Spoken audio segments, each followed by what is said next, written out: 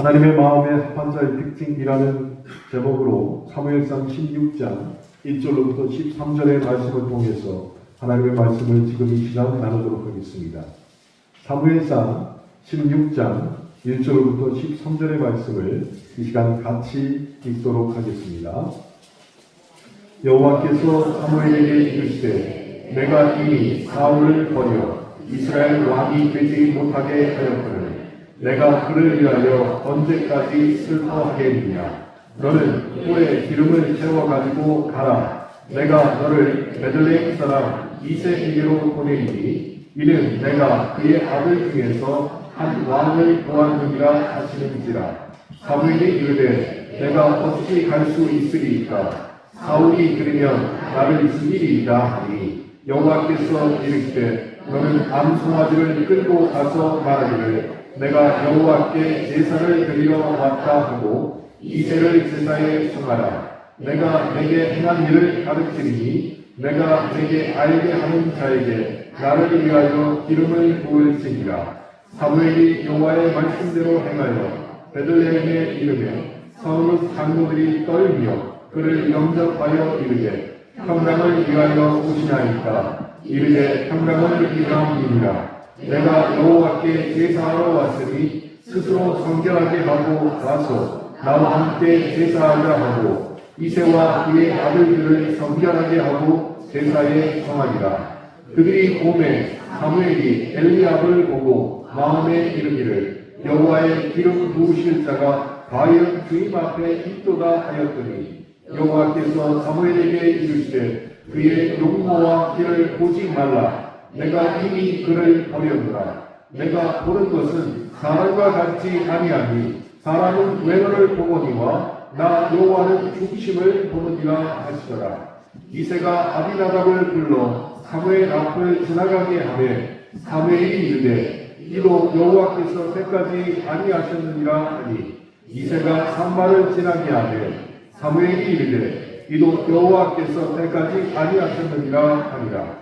이새가 그의 아들 7을 다 사무엘 앞으로 지나가게 하나 사무엘이 이새에게 이르되 여호와께서 이들을 해까지 아니하셨느니라 하고 또 사무엘이 이새에게 이르되 내 아들들이 다 여기 있느냐. 이새가 이르되 아직 막내가 남았는데 그는 양을 지키나이다. 사무엘이 이새에게 이르되 사람을 보내어 그를 데려오라. 그가 여기 오기까지는 우리가 식사 자리에 앉지 아니하겠노라.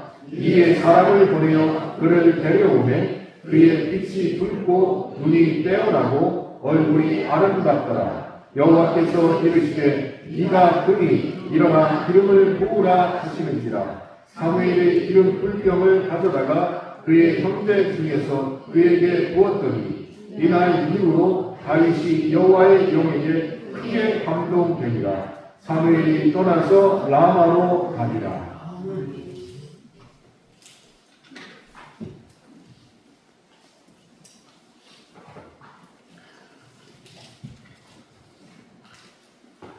우리가 지금 함께 읽은 사무엘상 16장부터 사무엘은 앞으로 구약 성경의 맥을 잡아줄 주인공인 다윗을 중심에 놓고 그 이야기를 전개해 나가고 있습니다.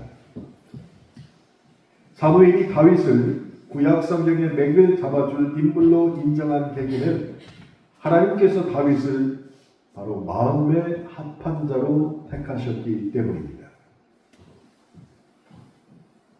하나님이 그의 마음의 합한 자로 사무엘을 택하셨습니다. 아마 대부분 선을 보시고 결혼하셨을 거예요.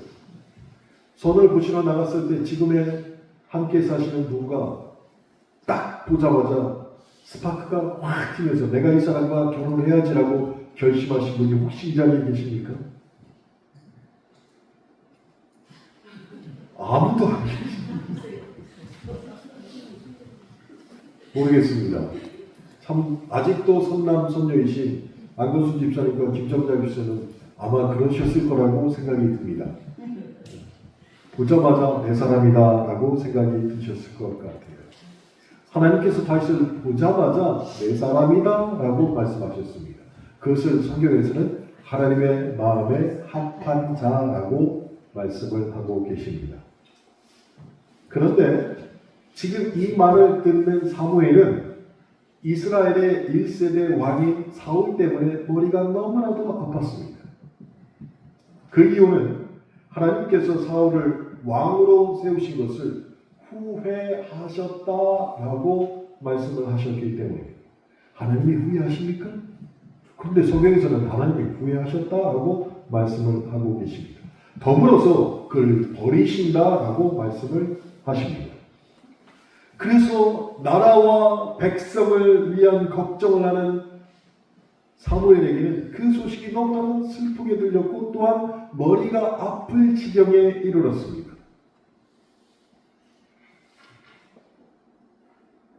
그런데 그 시점에 하나님께서 사무엘에게 새로운 사명을 주셨습니다.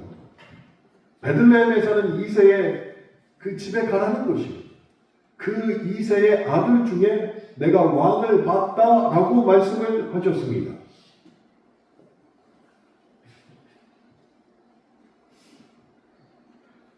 앞에서 말씀드린 것처럼 사무엘은 사울 때문에 골머리가 아팠습니다. 그런데 우리도 이 사실은 잘 알고 있지요.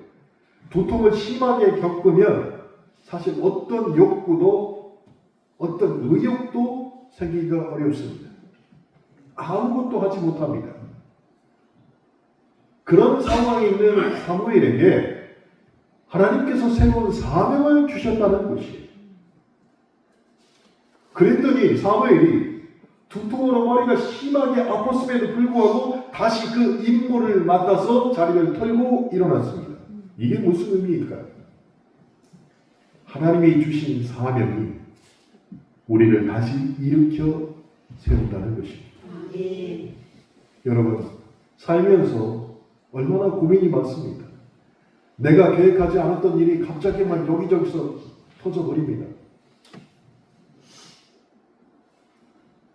그때 눈물만 나고 슬퍼하지요. 그럼 계속 눈물만 흘리고 있어야 됩니까? 아닙니다. 성경을 읽어보세요.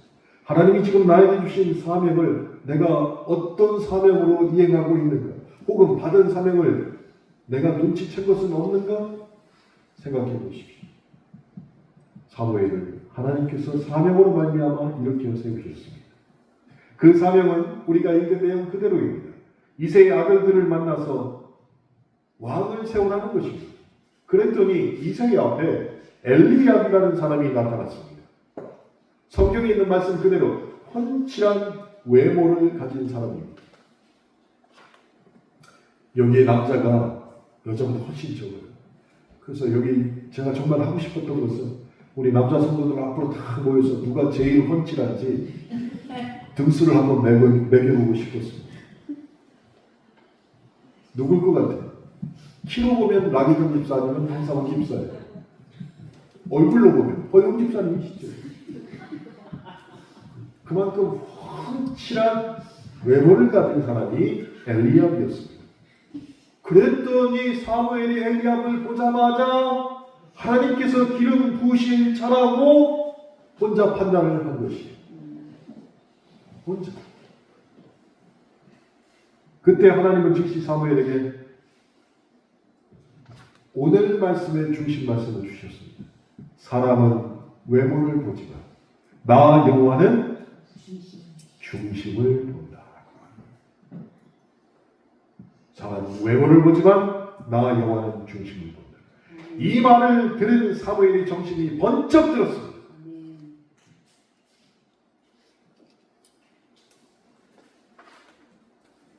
하나님께서는 외모는 훌륭했지만 하나님의 뜻에 관심이 없었던 사울 대신에 온 마음을 다해 여호와 하나님을 경외하며 하나님의 뜻을 구하는 자를 지금 찾고 계시는데 사무엘이 외모에 정신이 빠졌다는 것이 하나님의 뜻과는 상관없이 외모만 보고 이 자가 기름 부을 받을 자구나라고 생각을 했다는 것이.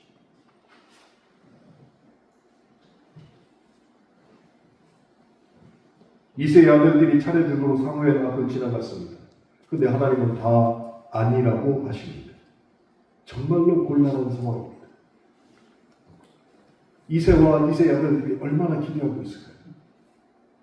그런데 다 아니라는 것이.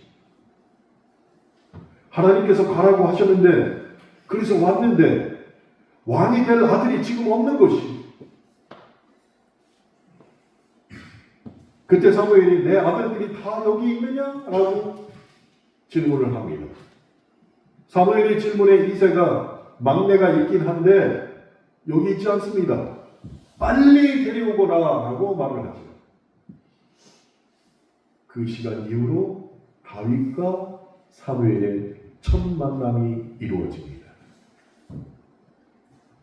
다윗은 빛이 나고 눈이 빼어나고 얼굴이 아름다웠습니다. 옆 사람을 한번 보세요. 옆 사람의 눈이 지금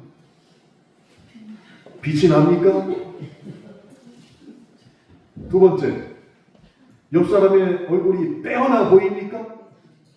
네. 옆 사람의 얼굴이 아름답습니까? 쳐다보지도 않는데 어떻게 알아요?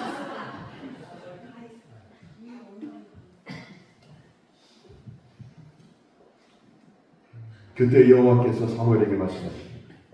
이가 그이니 일어나 기름을 부으라 라고 말했죠. 하나님의 마음에 합한 자가 바로 다윗이다 라고 말씀을 하셨습니다.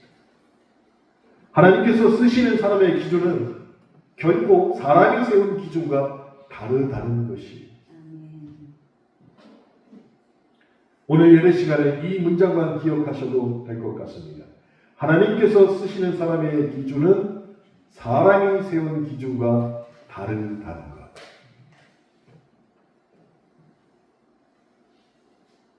사무엘이 기름을 붓자 이날 이후로 다윗이 여호와의 영에 크게 감동을 했습니다. 그렇게 해서 하나님께서 택하시고 성령을 주시는 아름다운 장면이 사무엘과 다윗이 만난 이후에 일어나게 되었습니다. 사랑하는 성도 여러분, 하나님은 사람을 택하시고 성령을 주셔서 그를 만들어서 사용하십니다. 우리나라 해병대에도 이런 구호가 있습니다. 해병은 만들어지는 것이다. 해병대에 이런 구호가 있어요. 또 하나 유명한 구호가 있죠. 누구나 올 수 있지만 아무나 해병이 되지 않는다.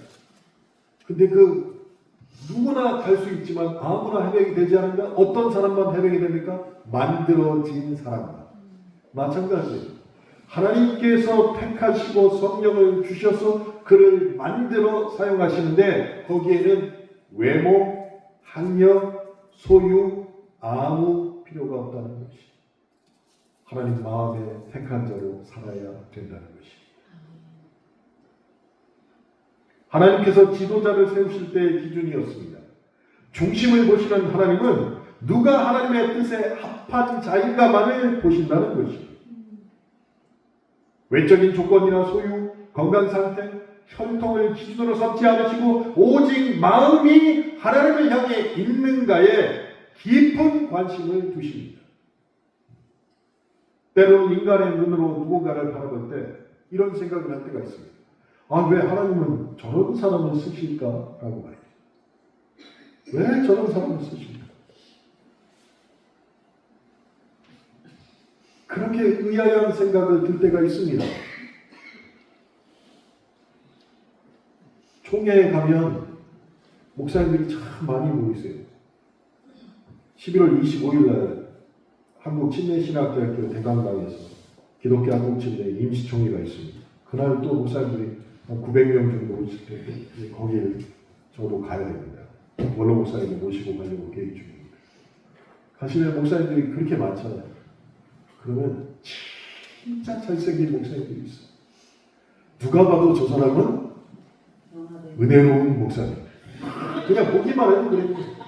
근데 그 옆에 같이 다니는 목사님 보면 저 사람이 운전기사인가 할 정도로 홀통 없어 보이는 목사님이 있어요. 그럼 저는 어디에 속한 거예요? 여러분 보시기에 저는 어디에 속해요? 근데 그분들과 말씀을 나눠보면 이래서 하나님께서 이분을 목사로 세우시고 하나님의 양을 맡기셨구나. 라는 것을 모든 분들에게 공통적으로 느낍니다. 얼굴이 잘생겼든 얼굴이 그렇지 않든 똑같이 느끼는 게 있어요. 그래서 우리는 기억해야 됩니다. 하나님의 기준은 다른 것을 정말로 기억하고 염두에 둬야 합니다. 아멘. 그렇게 저와 여러분은 하나님의 일하심을 신뢰하면서 정죄와 판단으로 하나님의 뜻을 거스리는 생각을 버리고 우리 안에서 일하시는 성령의 음성을 듣고 그리고 하나님의 뜻대로 살아가는 사람이 마땅히 되어야 한다는 것입니다. 살아가면서 하나님의 뜻이 아닌 우리 생각과 판단으로 사역을 할 때 우리의 생각과 마음이 뿌듯할 수 있으나 그것은 결코 하나님의 마음에 합한 자가 아니라는 것을 또한 기억해야 한다는 것입니다. 그런데 만약에 살아가면서 하나님의 뜻이 아닌 우리의 생각과 판단으로 믿음과 그리고 사람과의 관계를 고집한다면 어떻게 될까요?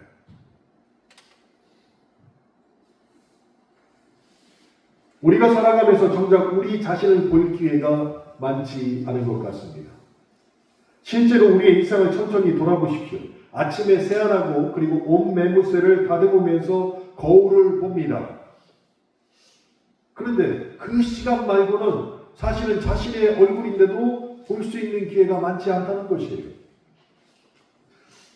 많지 않아요. 더 생각해보면 우리의 겉모습을 볼 기회도 하루 중에 그렇게 많지 않은데 우리 내면을 살필 기회는 더 작다는 것이에요. 그러다 보니까 우리 각자가 가지고 있는 자아상과 그리고 현실의 모습에서 너무나도 큰 괴리감을 느끼게 된다는 것이에요. 나는 이런 사람이라고 생각했는데 내 현실에서는 그것을 못 쫓아가는 경우가 너무 많다는 것이에요. 그럼 어떻게 할 수 있을까요? 바로 신앙이 우리 자신을 볼 수 있는 눈을 뜨게 해준다는 것입니다.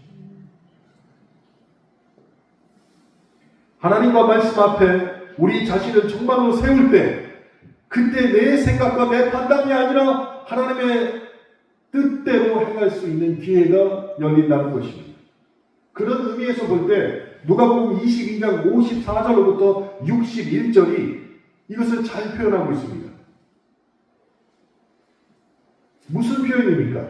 자신의 고집스러운 생각과 판단으로 하나님의 판단을 대신하여 살다가 정작 자신의 모습을 정말로 마주했을 때 어떻게 되는지를 누가복음 22장 54절로부터 61절이 드러내고 있다는 것이에요.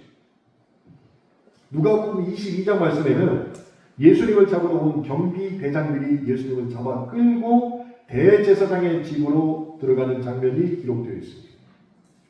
그런데 그때 베드로가 멀찌감치 따라가서 사람들 뜰 가운데 불을 피우고 그 사람들과 함께 모여서 자리에서 주님을 바라보고 있었어요. 그런데 그때 예수님께서 갑자기 고개를 돌리셔서 베드로를 보셨습니다. 갑자기 고개를 돌려서 베드로를 보셨어요. 저는 이 대복을 읽으면서 베드로의 심정이 어땠을까? 베드로의 심정이 어땠을까? 이 문장에 다른 부연 설명은 없지만 예수님의 그 시선이 주는 여러 가지 의미를 우리는 말하지 않더라도 알 수 있지 않습니까? 주님과 베드로가 눈이 마주쳤습니다. 근데 그 전까지는 베드로가 다 자기 생각으로 주님을 컨트롤하려고 했어요. 죽기는 왜 죽습니까?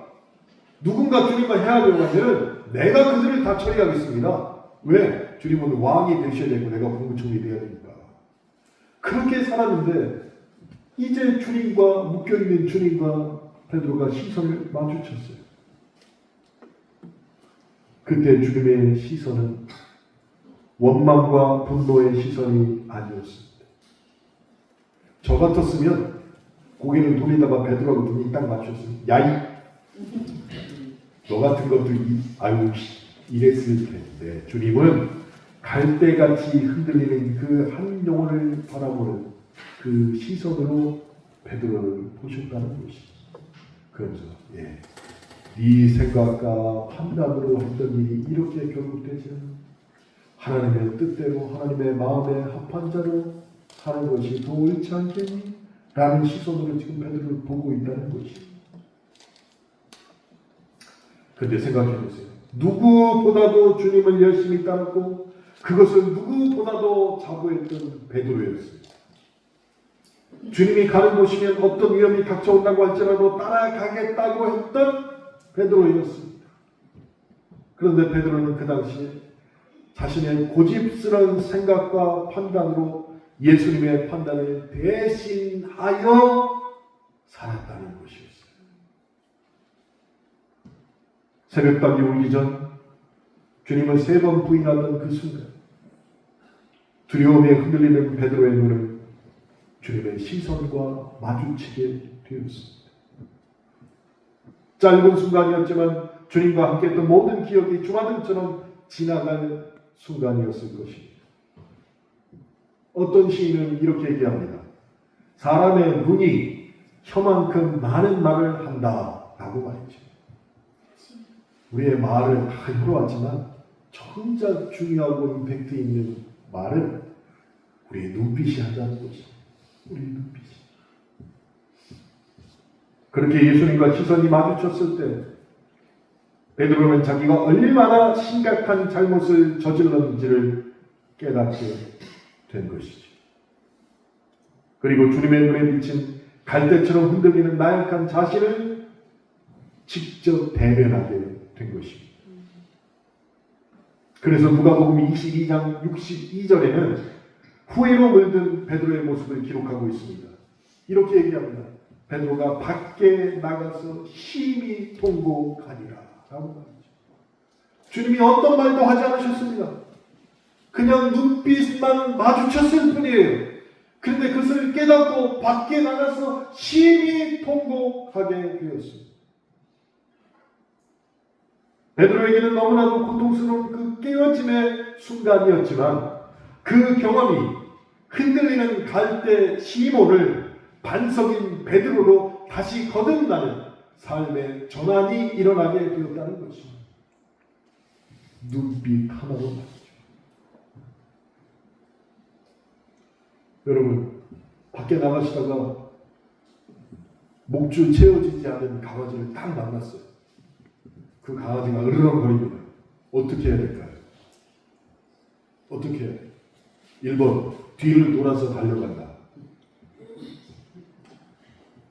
2번, 그 자리에 서서 눈에 힘을 주고 강아지를 쳐다본다. 어떻게 해야 돼요? 둘 다 물립니다. 둘 다 물리긴 물리는데 비겁하게 도망가다 물리는 것보다 눈을 크게 뜨고 강아지를 쳐다보면서 물어도 하나도 안 아프다. 계속 쳐다봐야지. 사람의 눈이 강아지를 쳐다보니까 강아지가 못 덤벼요. 계속 쳐다보고 있어요. 근데 이걸 강아지한테 해야지 왜 집에 가서 하시냐. 집에 가서는 눈을 풀고 계셔야 됩니다. 사랑하는 성도 여러분, 우리가 가지고 있는 믿음과 신앙이란 정직하게 자신을 마주하는 노력이 수반되어야 됩니다. 정직하게 내 자신을 마주봐야 되는 것입니다. 그런데 그때 오직 중심을 모시는 하나님의 거룩 자체와 마주칠 만큼 우리도 거룩해져야 된다는 것이. 그렇게 되면 우리의 존재와 삶이 변한다는 것이. 정직하게 하나님을 마주할 때, 그리고 하나님의 말씀 앞에 겸손히 나아올 때 우리는 자신의 보는 눈을 비로소 뜨게 된다는 것이. 저와 여러분의 인생 가운데 언젠가는 베드로가 그랬던 것처럼 주님과 눈이 마주치게 되는 순간을 경험하게 될 것입니다. 그것이 절망의 순간이든 좌절과 아픔의 순간이든 우리는 베드로를 바라보셨던 중심을 보시는 예수님의 눈과 마주칠 기회가 있을 것이, 그때 어떻게 하시겠냐는 것이.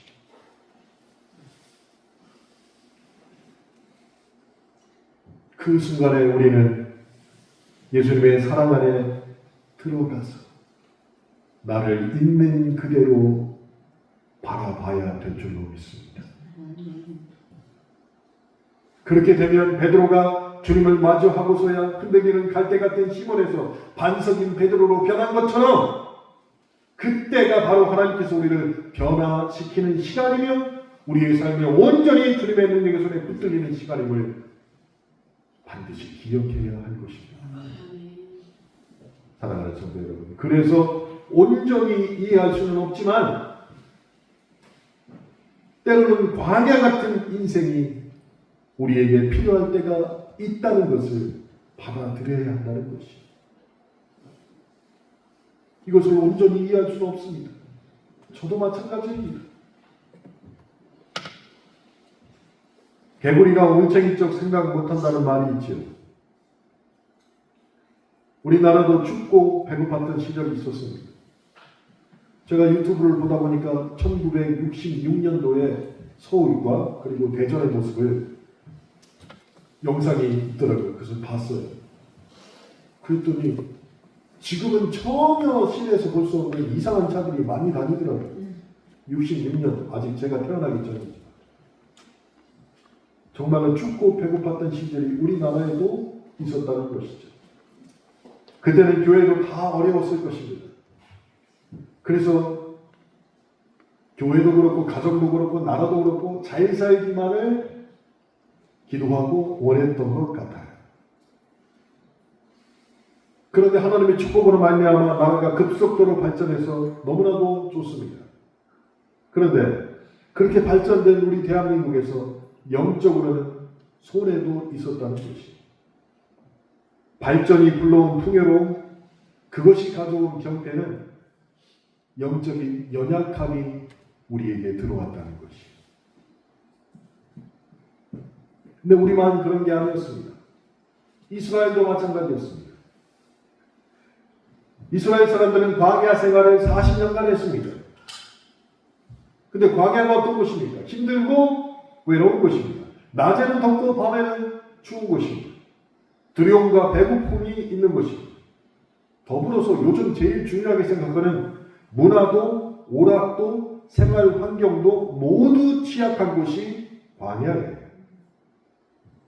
그래서 그곳에서 의지할 곳은 오직 하늘, 하나님뿐이었습니다. 이스라엘이 40년 동안 광야 생활하고 그리고 그 후손들도 광야와 같은 곳에서 생활하게 되었습니다. 그런데 그 중에서 유독 광야를 잘 버텨내고 광야 가운데 성공한 사람이 있었어요. 다윗이었습니다.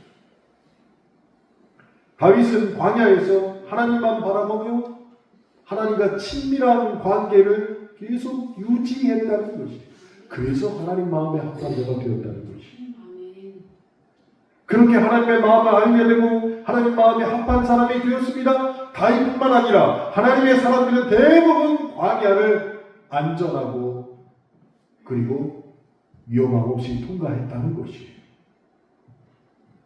사람이 때로는 광야의 시대가 필요할 건데 우리가 사는 세상, 지금의 광야에 대한 기억조차 멀어지는 세상을 지금 살고 있어요. 그래서 광야 초입만 가도 하나님이 어찌하여 나를 이곳에 보내십니까? 하나님 너무하신 거 아닙니까? 영적인 연약함으로 들어가지도 않았는데도 이미 쓰러진다는 것이. 세상에 좋은 게 너무나 많이 있습니다. 우리에게 유익한 게 너무나도 많이 있습니다. 제가 어제 지하 주차장에서 깜짝 놀란 게 있었어요. 차를 옆에서 양쪽에서 이렇게 똑바로 안 되고 약간 다른 차선을 물게 이렇게 된 거예요. 가운데가 한 자리가 비었습니다. G80을 타신 분이신데 내가 봐도 차가 거기 안 들어가겠어. 들어가더라도 사람이 못 내릴 것 같아요. 그랬더니 이분이 차를 거기에 뒤로 들어갈 수 있도록 딱 맞춰놓으시고 차에서 내리시는 거예요. 근데 이 찾길래 가지고 버튼을 딱 누르니까 차가 지가 뒤로 가는 거예요. 사람이 뒤로 쫙 가요. 그래서 저 안 가고 계속 서서 쳐다보고 있었어요. 뒤로 가더니 또 버튼을 누르니까 딱 멈춰서요. 그러더니 이거 딱 접히고 시동이 알아서 딱 꺼지는 거예요. 그러더니 저를 보면서 저는 이제 교회 차를 타고 스타렉스를 타고 왔으니까 제가 하도 신경해 보니까 아무 말도 없었는데 저하고 시선이 마주치면서 뭘 이런 걸 가지고 다 하는 눈빛으로 저를 다 쳐다보고 가시는 거예요.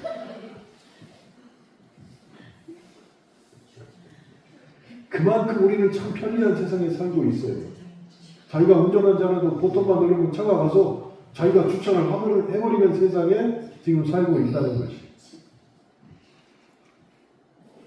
그런데 그런 편리한 세상이 오히려 영적인 연약함이 가져와서 하나님과의 친밀한 관계를 방해하는 사탄의 도구로 사용되고 있다는 것이.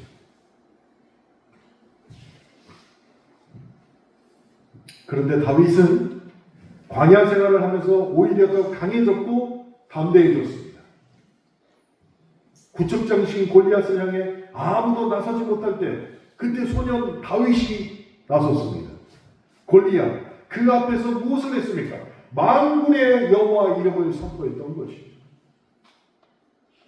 하나님은 어떤 문제라도 크신 분이시라는 것을 골리앗 앞에서 다윗이 선포했습니다. 무슨 의미입니까?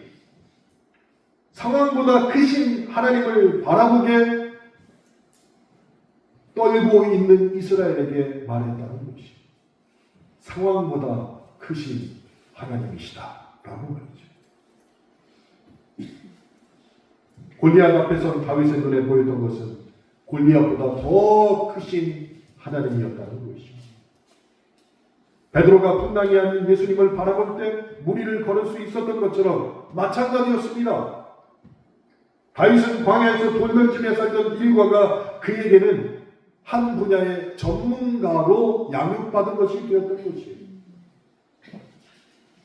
그는 매일 그런 일과를 보내던 중 돌팔매질에 상당한 실력자가 되었습니다.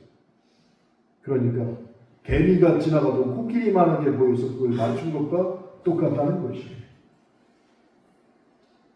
우리의 평상시 신앙 생각도 그리고 신앙 생활도 그런 정도의 연습이 필요하다는 것입니다. 그 정도가 있어야지 무슨 일이 들어와도 담대해질 수 있다는 것입니다. 그래서 말씀 읽기와 기도 생활, 신앙인에 걸맞는 언어 생활, 주변 이들과의 화목, 겸손하고 온유한 태도, 끊임없는 삶에서의 전도 이런 것들이 우리를 더 강하고 담대하게 한다는 것입니다. 그런 습관이 체질화되면 우리 마음 가운데 육의 기준을 빼냅니다. 내 생각과 판단을 빼내버립니다. 그리고 무엇을 채웁니까? 성령의 기운으로 하나님의 판단을 채워 넣을 수 있다는 것입니다.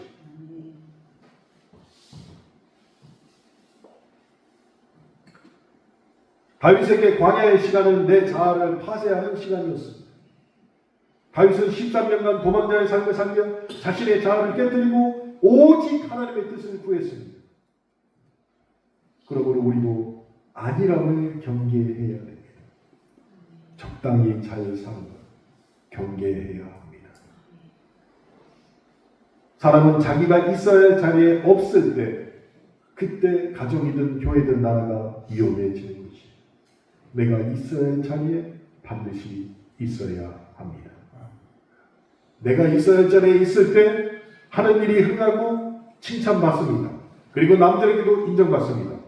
그래서 수중에 돈이 많을 때가 더 좋은 게 아니라 수중에 돈이 없을 때가 그런 사람들에게 도움받고 그리고 위기를 모면하는 순간이 될 수 있는 광야 같은 시간이 된다는 것이에요.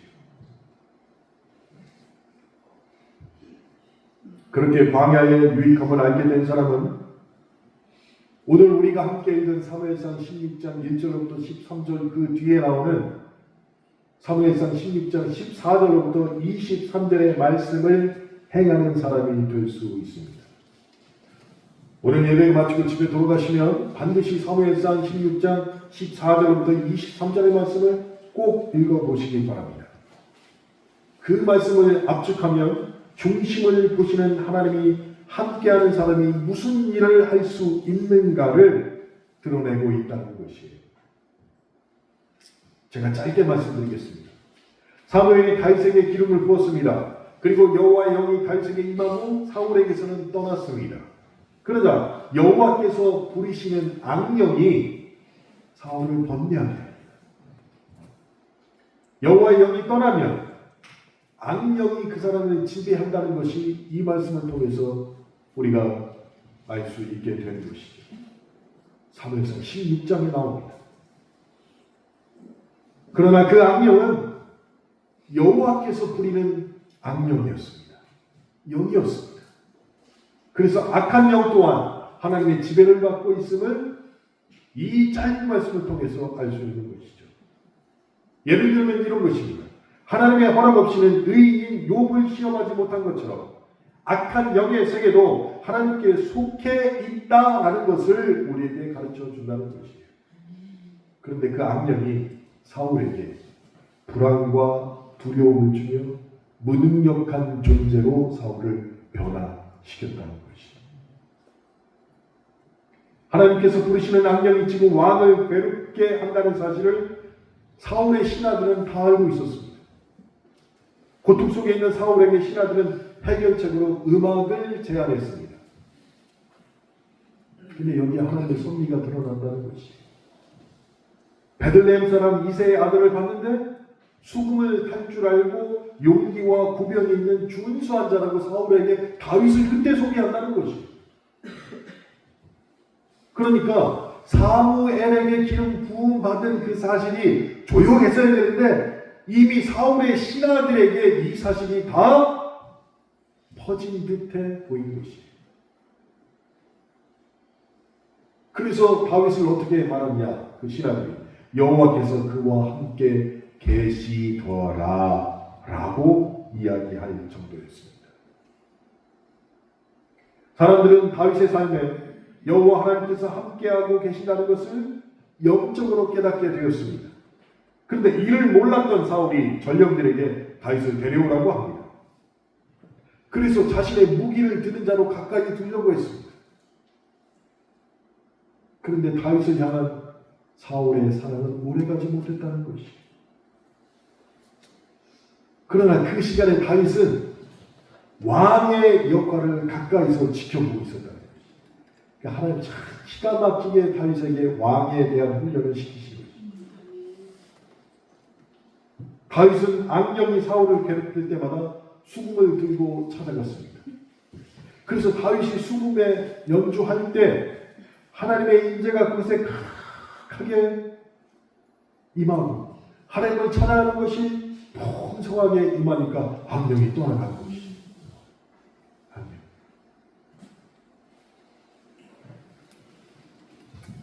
아시는 것처럼 저희 집사람이 바이올린을 쳐보고 있습니다. 집에서 힘들 때 제가 아내에게 여보 바이올린 좀 한번 펴봐 라고 했을까요? 안 했을까요? 해도 안 해줘. 아예 얘기를 안 그래요. 다윗은 어떻게 했다고요? 사울이 악령으로 괴롭힐 때마다 수금을 타는데 이건 그냥 연주가 아니라 그 연주를 통해서 하나님의 인재하심을 드러냈다는 것입니다.